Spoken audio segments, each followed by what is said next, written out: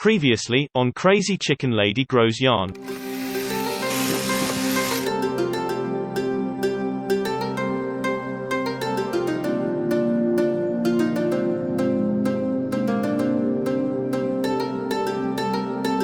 Could I spin, weave, and sew a cloak in a month? Yes. And, no. Well, it's complicated.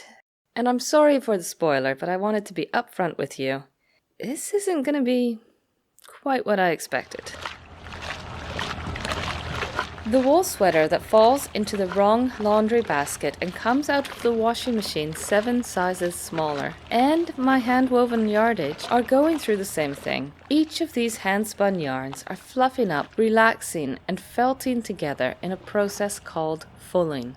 It is violent, dramatic, and overwhelms me with a sense of trepidation.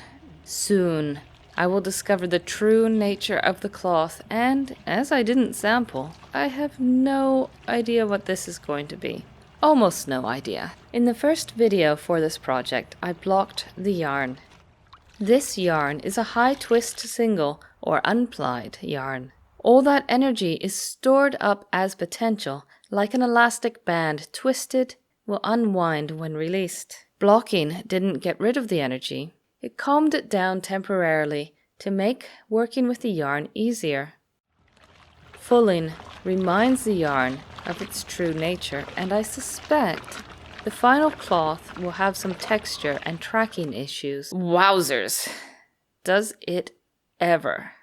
I have ironed this cloth a few times already. It's still pretty energized, so I'll keep going until the cloth behaves how I want.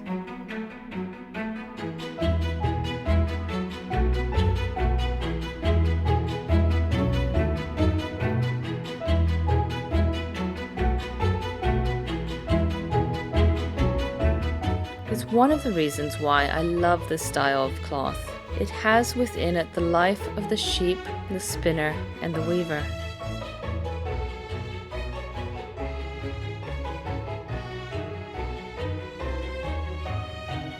After fulling and finishing, my 32-inch wide warp of 6 yards 1 foot has given me a fabric 28 inches wide and about 5.5 yards long. That's about what I was expecting. Choosing a pattern is difficult. A circle or half-circle cloak was tempting because there would be very little leftover cloth for my cabbage patch. However, I want a cloak that is fitted around the shoulders, and the Winterberry Cape by Mood just happened to be free. With this pattern, I should be able to sew a longer cloak than if I went with a simple circle, and I just love the way it looks. And I know the pattern says cape, but I'm calling this my cloak because I want a cloak. Printing out PDF patterns is something I loathe. This one isn't too bad. Whoever put this together was considerate, and there's no need to cut up the paper before taping it together. Although the instructions, they worry me. So I'll probably ignore the instructions and just do my own thing.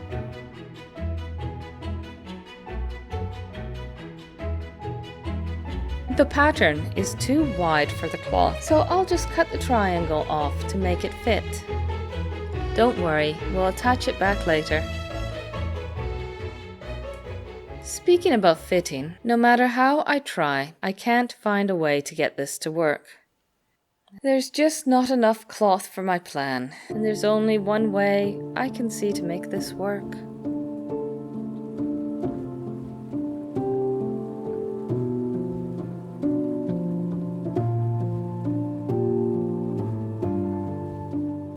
I'm also going to make a few changes. I don't like the way that most of these cloaks and capes are open at the front, as I imagine that would be pretty cold. So I'm extending the front panels 3 or 4 inches so that they overlap.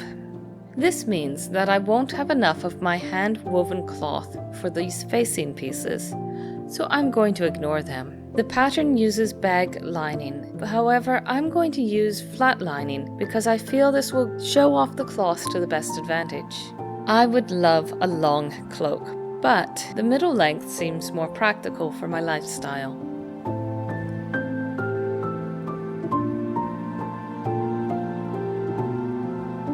There, that should do the trick. I didn't like to do it, but needs must. I just add the seam allowances so I won't forget later.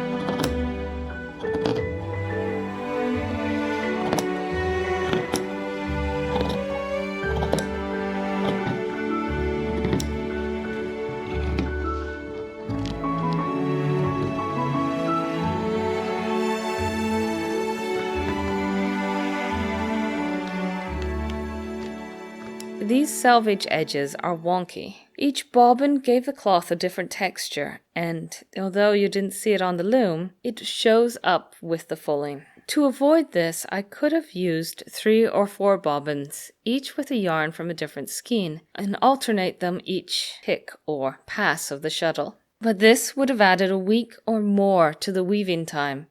I'm going to leave the selvages and have an extra wide seam allowance on these parts. Partly out of laziness and partly for future repairs.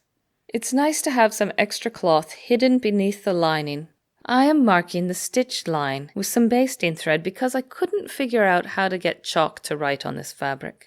And for my next trick, stay stitching. I think that's what it's called. Basically, I don't want the fabric to unravel, so I imagine if I stitch around the edge with the sewing machine, it should stay in place. But wait, doesn't this warp the fabric out of shape? It can. However, a trick I learned from the Weaver Sews is to follow the edge gently with my finger, and one direction is more likely to ripple than the other. I put it through my machine the way it doesn't ripple. Check out the link in the description for a truly wonderful explanation of why and how this works. My machine did not enjoy sewing that fabric, so it's hand stitching from here on. Thank you, machine. I'll see you next project.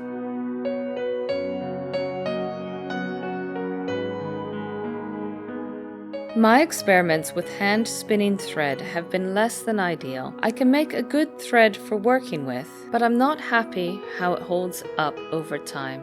So I choose linen thread that will be coated with beeswax to keep it moisturized and smooth its way through the cloth.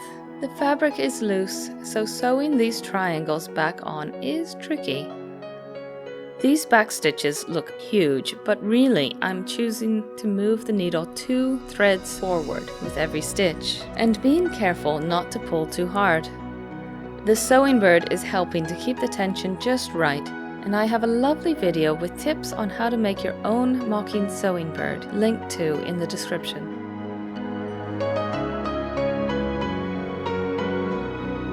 Before adding the lining to the hand-woven cloth, I iron down the seam allowances to the wrong side.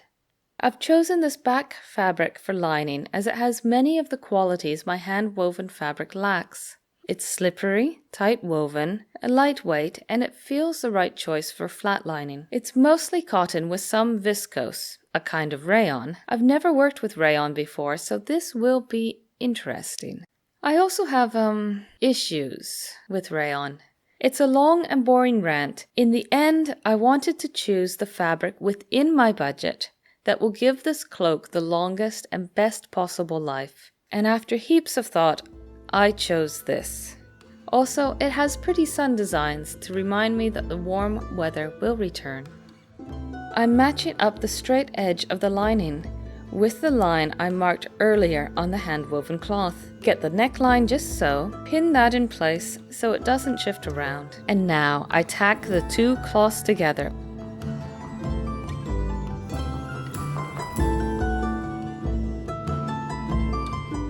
When it comes to sewing, I feel lost.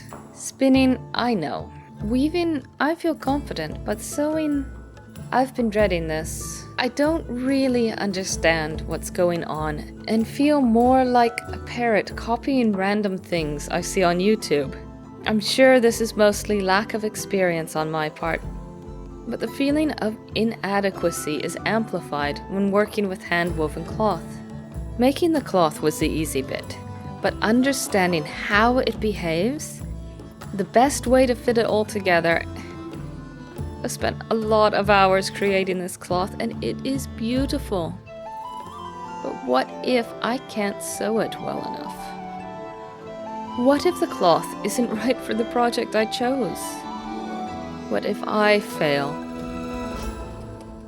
These questions are getting in the way of getting things done. Doubt floods in. The best thing I've found to battle doubt is to make a sample. So I do. A bit of cabbage, like thrums for sewing. And let's see if this stitch will work on this cloth.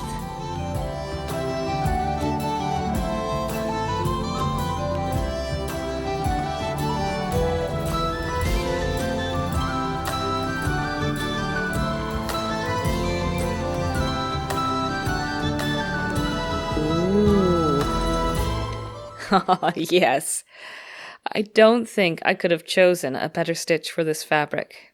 They call this the English stitch, and let me show you why it is so amazing.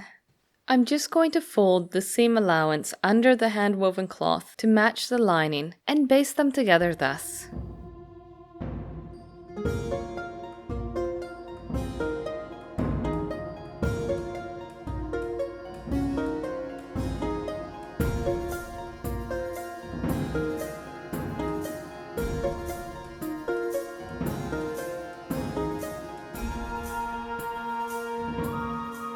Give it a press, e presto, we are finally ready for sewing.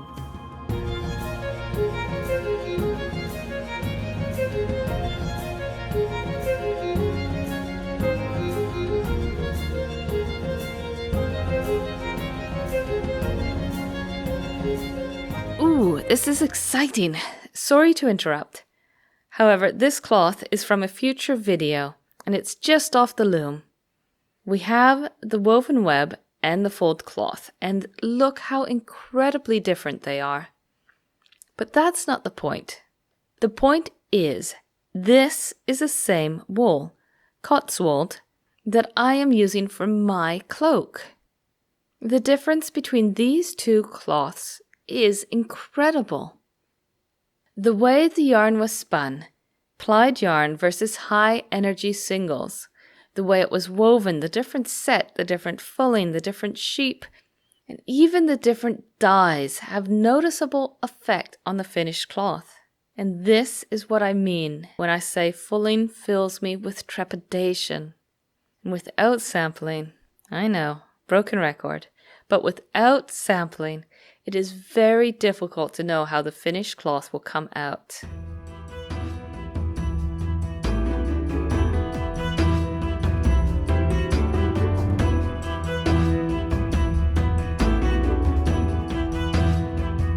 The English stitch. This is a clever little stitch. It not only creates a strong seam on lined fabric, but it finishes all 4 seam allowances at the same time. I adore it. Although it takes a lot of prep, the results are amazing. We make a sandwich with the outer and lining fabrics basted wrong side together and their seam allowances folded under. So I have 4 layers of fabric, lining, outer layer, lining. I also have my trusty needle and waxed thread because this is a hand stitching stitch. A hand stitching stitch.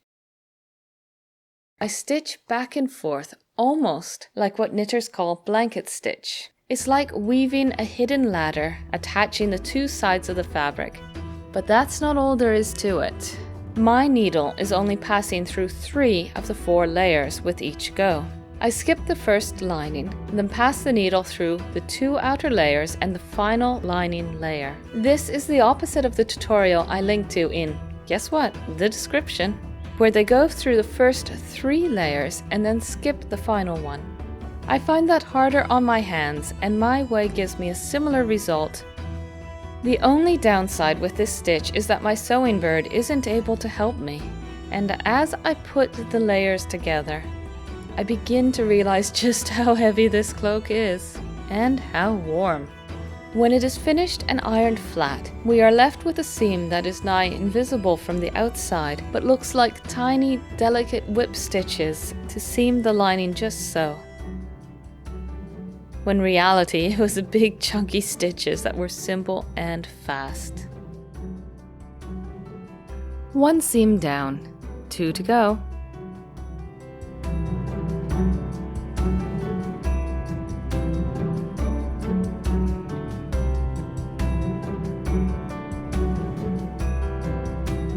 They say that a cloak is just a skirt for the neck. It feels more like a wearable blanket, but we'll go with the skirt thing. Only a cloak has a collar or a hood. I went with collar because it just doesn't get very cold here. I've added a layer of quilting cotton to the collar to give it a bit more structure. I sew the layers together with a quick back stitch while I figure out this neck edge. When I sew the collar on, I want to hide the raw edges inside the collar, but I extended the front edges beyond the collar, so I'll have to clip the seam allowance to finish these edges. Now this is going to put a lot of strain on the neck edge of the cloak, so I need to find a way to reinforce it before adding the collar. Back we go to the weaver's sews, and one of the things she uses is this iron-on knit stuff. So I try it on my sample, and it works like magic.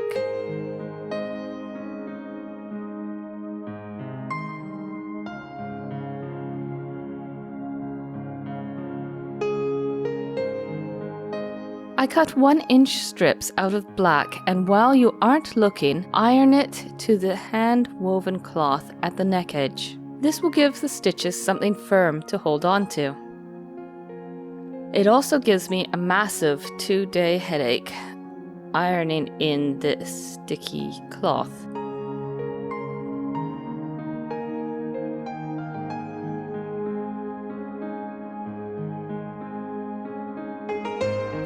At the fabric shop, I learned from a marvelous stranger that a historical method for achieving this goal is to tape the seam.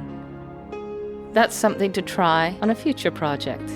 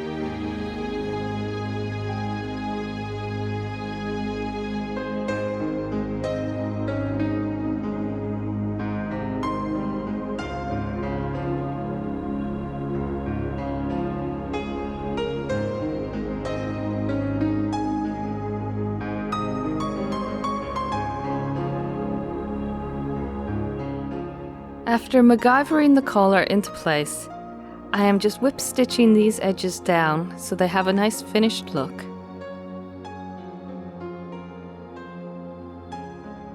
Now, let's go to the garden and see how it turned out.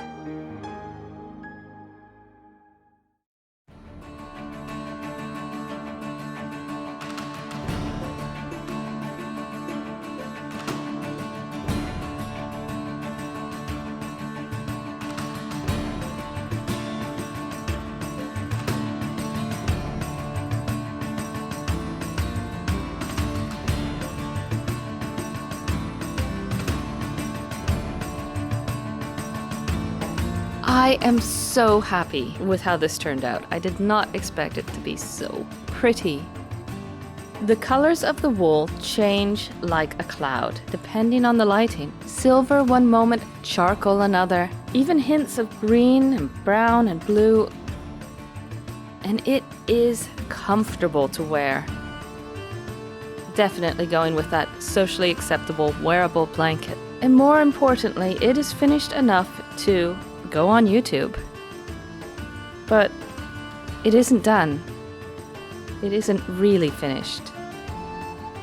Although it is wearable, there is still a lot of work to do, starting with this closure.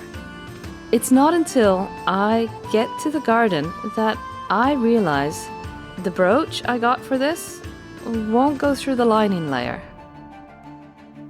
I'll have to think up a better closure, but for now we have safety pins. I haven't got the arm slits in.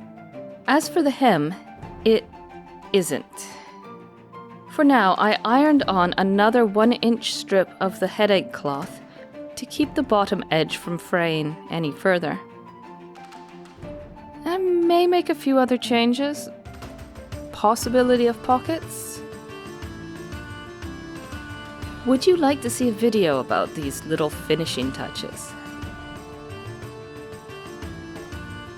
And now, I am ready for winter.